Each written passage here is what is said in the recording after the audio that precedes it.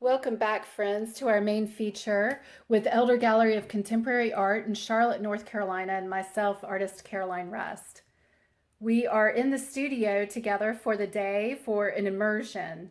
And what we're doing right now is seeing a sweeping view of my studio and artworks in the two series that I'll be discussing with you in just a moment.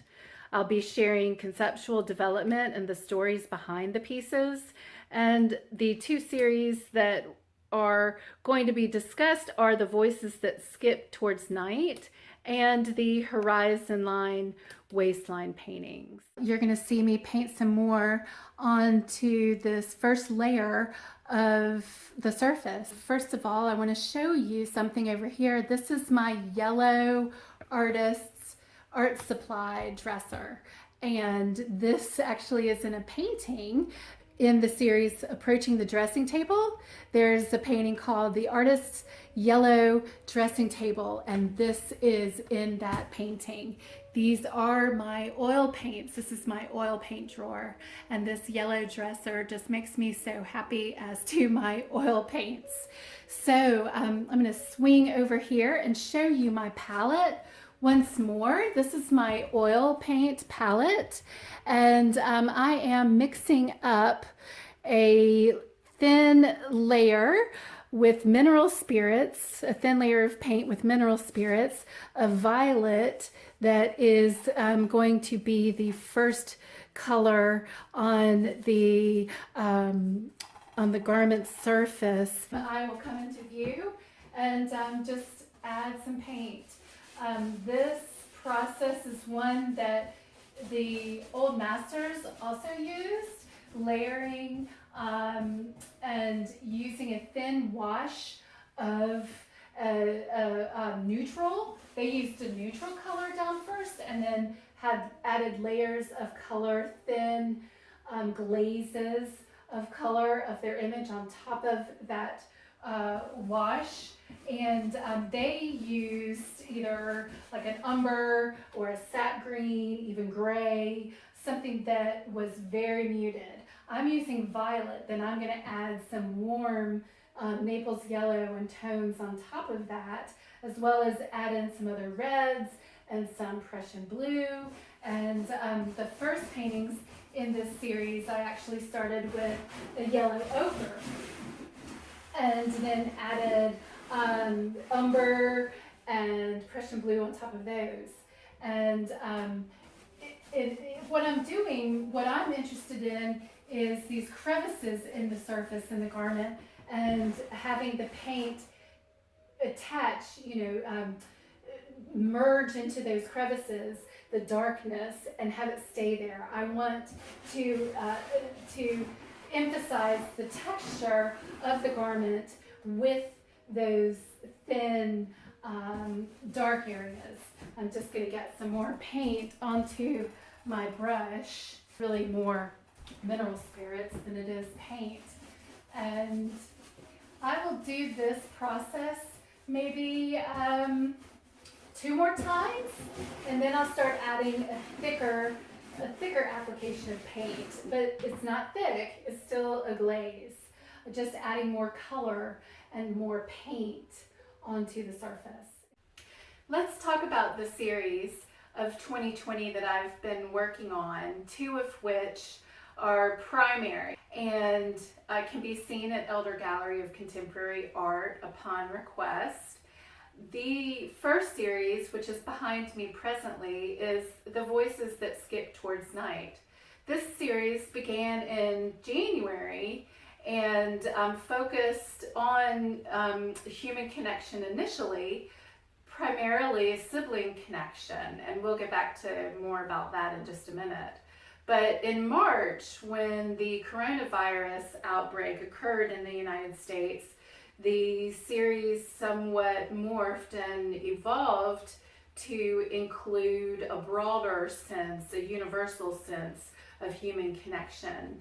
And I started to think that throughout that period and the present period that we find ourselves in globally, as well as in the United States, that it's our human connections and the love and support that we have in our relationships what is most vital and important for us to remember that we can fall back upon and use it in our times of feeling vulnerable. With that said, I'd like to go back to the initial first painting, which is behind me, Voices That Skip Towards Night. As I mentioned, it's about my connection with my late brother. He passed in 2014, and it was horrific to watch him suffer through his dealings with cancer. And I had no idea at the time of his passing that I would also not only grieve him, but I would grieve our relationship and our deep communication that actually occurred mostly through silence. I hold this so dear and wanted to commemorate our bond. The first two paintings began with that in mind. Also wanted to touch upon the memories and the times that we had together and that relationship. When together, it is as if we create individual worlds. So that can be seen in these artworks. The garments represent a figurative element, however, the actual person is not visible, but through using the garments to suggest the figure and the human presence, hopefully it can be felt and recognized that we have these layers and veils of the people, our loved ones, friends, that can continue to carry us through in the times that we need this support. Also in 2014, my mother passed away, and she's within these works. And the presence of that maternal love that, again, we would fall back upon years that followed. I didn't feel the presence of my brother and mother, and this hurt. This concerned me. I felt so isolated. Then I realized that they are there, and I started to feel their presence, and they were always there and always will be. That is part of these artworks as well. Not only my experiences, but me responding to the experiences of others. In that deconstruction process of the garments that we looked at earlier, we do rip and tear, memories rip and tear our lives. Experiences do this too. They dismantle what we knew, what we held dear, but then we have to put them back together again. And through that mending process, after I've ripped and torn the garment, I then lay it onto the board in these works to make it something new and give the garment a new identity to move forward for peace and stability. So let's look at some of the works up close. This work is We Melt Into Each Other with Phrases. That's a vintage black slip circa 1940s. I wore it numerous times.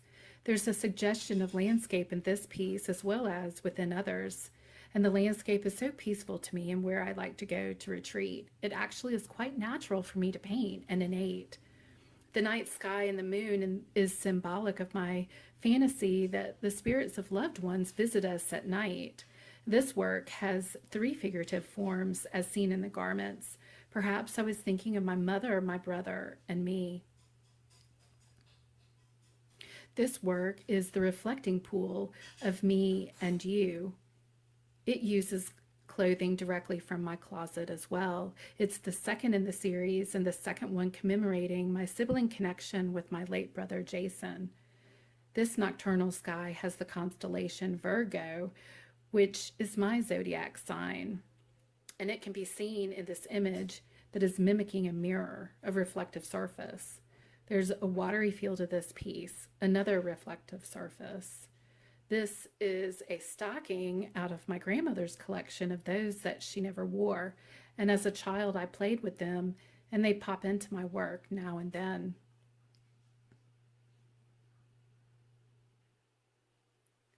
This is Voices That Skip Towards Night. It's the first piece in the series and the first one commemorating my sibling connection and relationship with my brother. It also is made of garments from my closet. This is a black dress I got in France one year. There is a nocturnal presence, and in this sky is the constellation Taurus, which was my brother's zodiac sign. There's also landscape within this work where the garment takes a figurative form and just merges right into a landscape, as seen here. I was also thinking of my memories of visiting the Dartmoor when painting this image.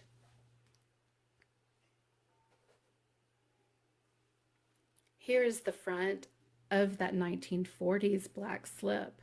This piece is at the edge of night, and it's about friendship, dusk, that wonderful, wonderful time of day when night is coming in.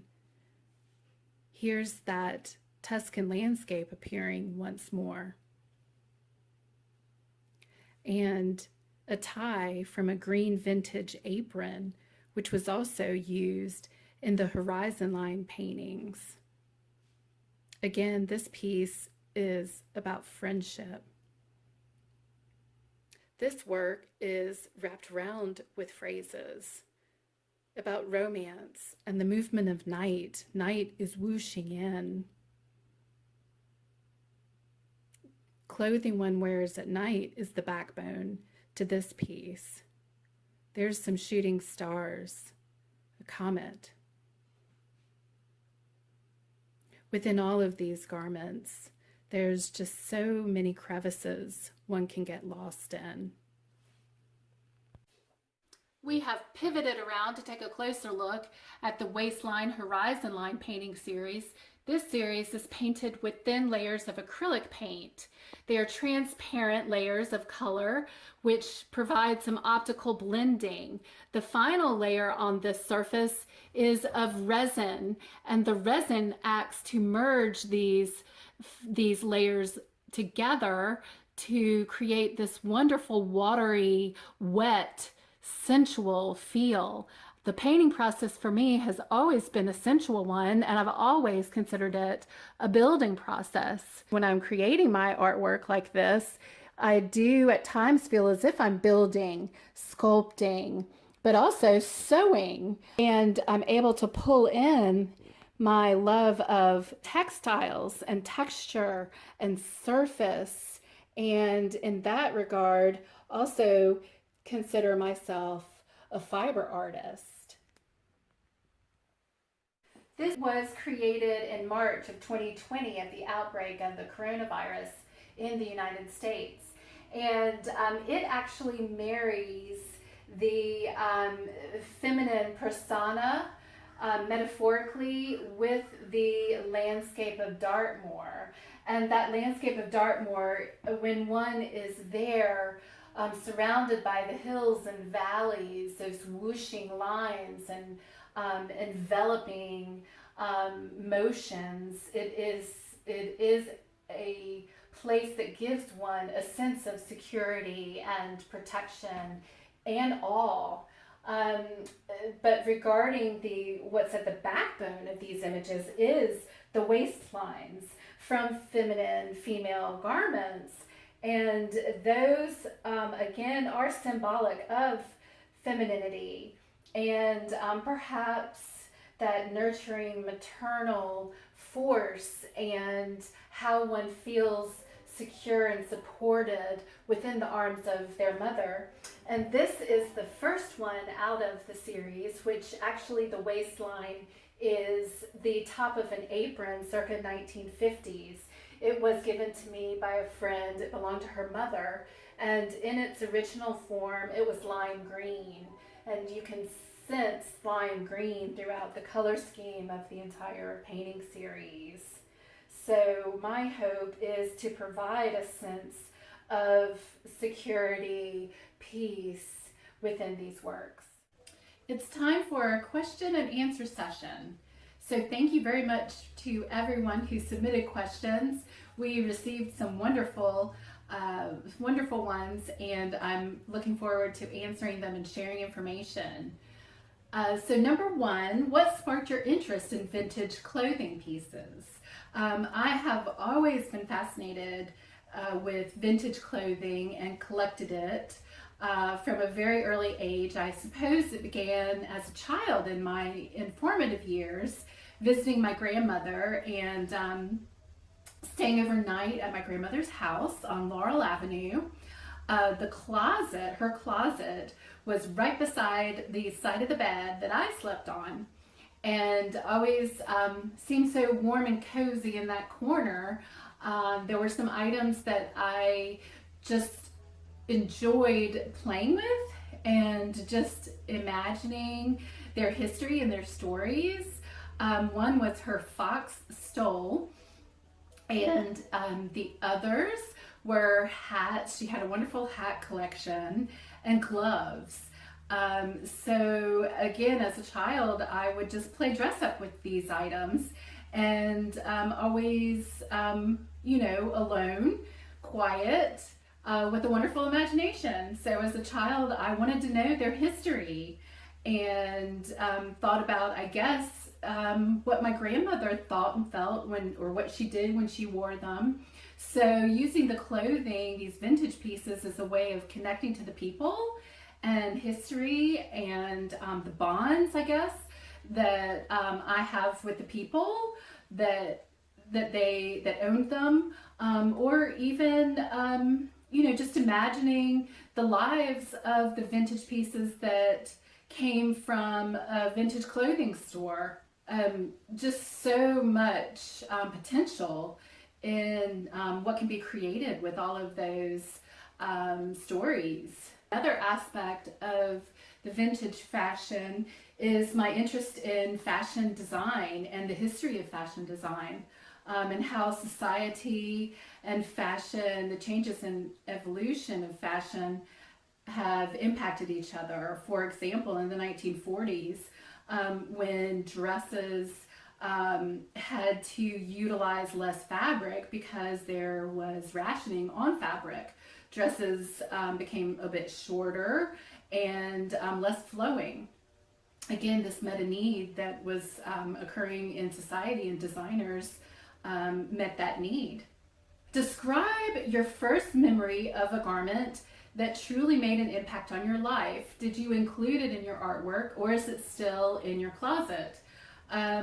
The first thing that comes to my mind is the dress that I wore to my high school graduation. It was a 1940s dress, sleeveless, halter around the neck, and it belonged to a friend of my grandmother's, Mrs. Craig. And Mrs. Craig would come and visit my mom and I at our house. This was after, of course, my grandmother had passed away. And Mrs. Craig gave me this dress, and I was so flattered and honored, and just adored the dress, and wore it a few times. One, my high school graduation, but then also my master's thesis exhibition reception, I wore the dress as well. And it's still in my closet, though. I'm not able to bring myself to put it into a piece of artwork just yet. Another item that I think about and feel warmth and secure, knowing that it's secure in my closet, is a dress that belonged to my mother from the early 1970s. I can remember her wearing it at cocktail parties when I was a young child. And it is a leotard, a combination of a leotard with a full-length pleated skirt, and it's blue and white. And again, maybe one day it will go into a piece of artwork, not just yet. I also have a pair of white cotton trousers that I got from the Twin Towers when I moved to New York for a brief time after I graduated. I set myself on a test, if you will, to get myself from the Upper East Side, taking multiple subways and whatnot. So once I got there, underground under the towers, I went shopping and got a pair of white cotton trousers, and I do have those in my closet and would like to use them sometime in commemoration of the lives at the Twin Towers. What prompted you to preserve these memories of moments in your life into your artwork? Well, what are our lives if they're not built up of memories? And, at times, these memories, we need them to give us stability and resilience as individuals, as humans. And commemorating these experiences and memories and the people and those bonds that we have with the people is what instigates that process and that need and that drive. How do you manifest the garment to drape over the canvas so delicately, effortlessly? This we kind of touched upon in our process development upstairs in the studio. What I'm doing when I'm selecting the garments for use on the boards, I'm relying on my intuition heavily to for something to spark my inspirational need at the particular moment I'm generating a piece of artwork. So I'm looking at the garment for its texture, the type of fabric that it is. Some fabrics just are not easy to work with, I've learned, so I'm avoiding those. But also if there is some sort of spark or idea that comes to my mind instantly when I'm gazing upon the garment or holding the garment in my hand before applying it to the board, that's kind of what I move with. And as I'm in the process of mounting the garments to board, I'm engaging in a building process. I relate it to sculpting, even sewing. And I know that I'm going to be putting some two-dimensional imagery onto the surface, but I'm actually working in a three-dimensional way. I do this because, in my training in art school, we were required to take 50% two-dimensional classes and 50% three-dimensional classes. It didn't matter what your concentration was, that was what was required in the curriculum. So my master's is in painting, as is my undergraduate degree. But I also took classes in textiles, woodworking, metal, ceramics, in addition to the painting, drawing, photography, and so forth. So making that transition from 2D to 3D comes naturally and innate to me. Applying the inspiration and the drive with the material and medium to best execute that. So it's just utilizing that building process and going with something that feels elegant and delicate, even though it can be rough and hard at sometimes too. Love this question. Would you consider yourself both a fashion designer and an artist, considering how you manipulate garments in your work? I aspire to referring to myself as a fashion designer. When I was young, it was something that I had considered going into. I mean, I always knew I wanted to be an artist and a creative. I don't know why I didn't go into fashion design, neither here nor there, but fashion has always inspired me since a little girl. And again, touching upon the history and so forth, just design movements as well, like Art Deco.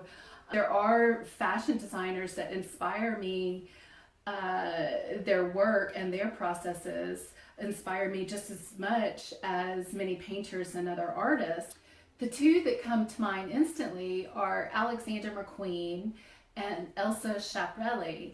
Both were considered innovative and had elements of theatrics and drama in their work that I suppose I respond to positively and appreciate.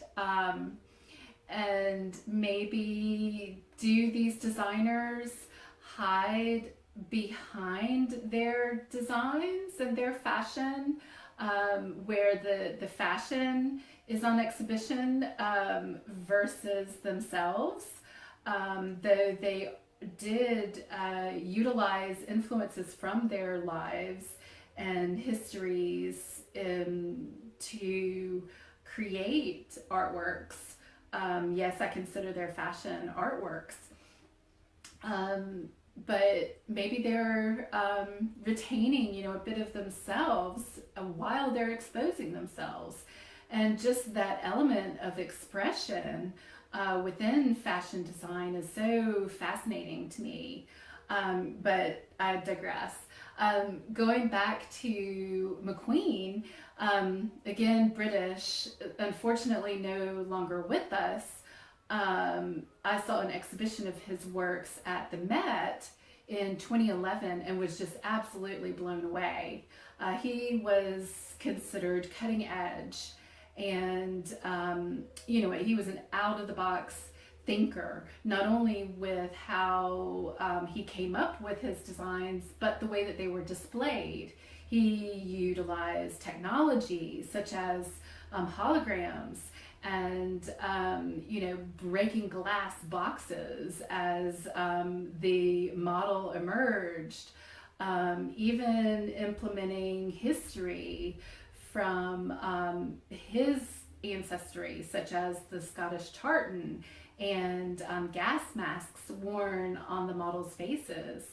He even just implemented live botanicals, applicating them to the dress form, even creating motif onto the fabric by way of the model spinning around and paint being thrown upon her.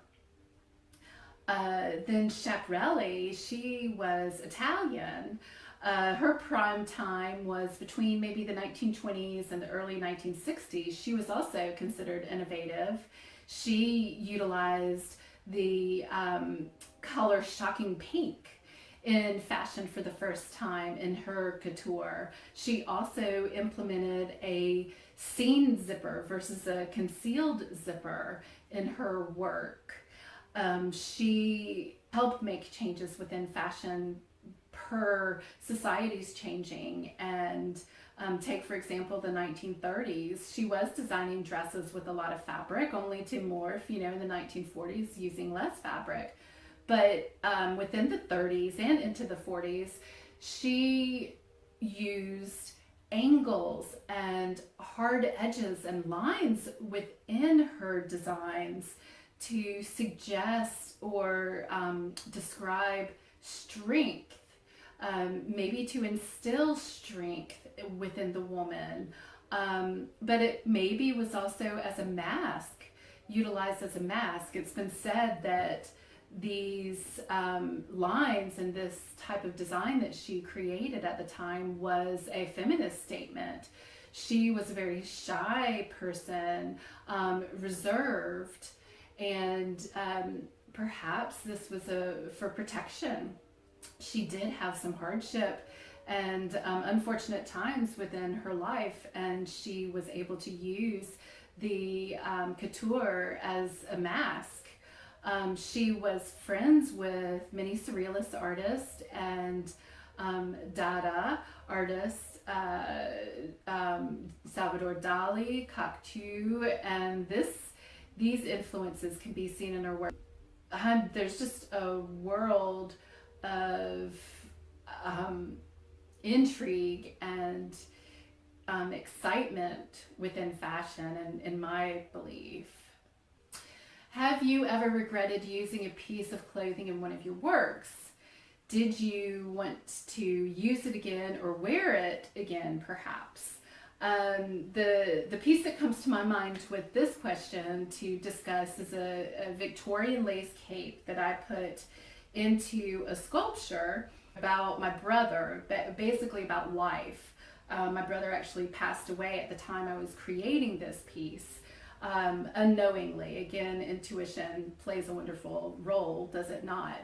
But the cape though I'm not wanting to wear it again or adorn it on my person, I have imagined other artworks that it would be wonderful to go within or be applied to. Something that I feel about the garments when I'm putting them in the artwork, the need for creating a new life and giving them a new identity is an act that is larger than myself, I feel. And so, therefore, the new identity in life I'm giving the garment overrides my desire to obtain the object or wear the garment again. What is the most unusual garment you have used in a work? I would say it's probably the undergarments. Um, I started this whole process of using garments with undergarments, specifically a corset.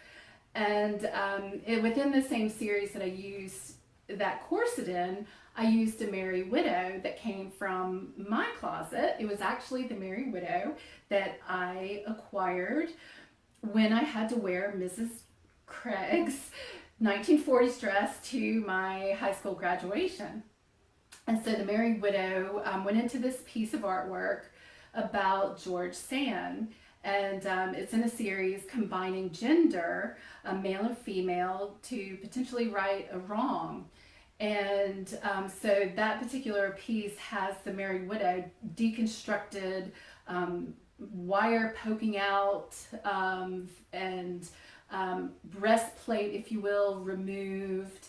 Even the duct tape that the last time I wore it, I didn't have time to stitch up where the metal was protruding through the fabric, so I duct taped it in haste and decided to leave that in the surface to paint upon. And so the work combines, like I said, George Sand and Andy Warhol. That's a totally another story, another time. But if you gaze upon my works, you will recognize, if you have a keen eye, there's a lot of bras and underwear. And in using these items, like I said, it began with the corset. One, because of the role of the corset in the woman's life, constriction, whatnot. But it dawned on me in using these undergarments, I am revealing myself.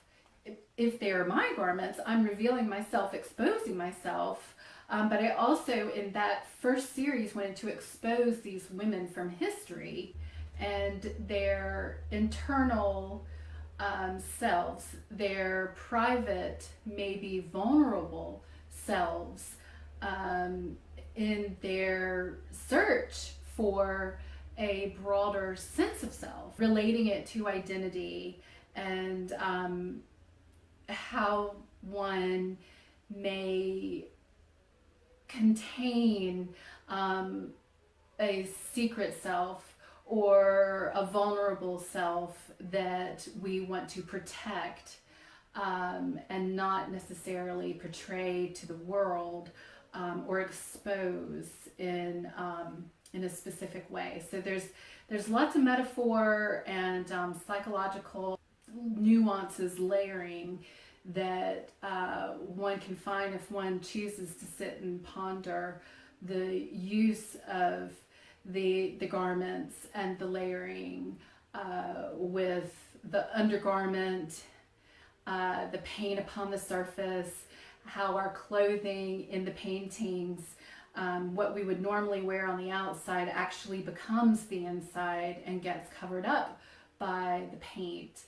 This juxtaposition is a play on these concepts and the way that I actually feel about the way that we retain our innermost feelings and want to protect them and protect ourselves. And we also do this as individuals with clothing. Clothing protects us. Gloves protect us. And then we can also portray a different identity or personality or aspect of our character through our clothing. There's just so much potential, so much potential, and I look forward to creating more artworks with all of these concepts. So that brings us to the end of our questions, and thank you again so much for these insightful questions. I really appreciate it. And I also, in closing, want to thank Elder Gallery of Contemporary Art for this experience and opportunity for us to be together and for all of the exposure to my artwork. So if you viewers are interested in seeing any of the works in person, please reach out and request a private appointment, and you are able to see some of them. And thank you for your time and for sharing your memorable garments with us and sharing stories with us on social media. Keep it up, keep it going. And I look forward to maybe meeting you soon. Take care.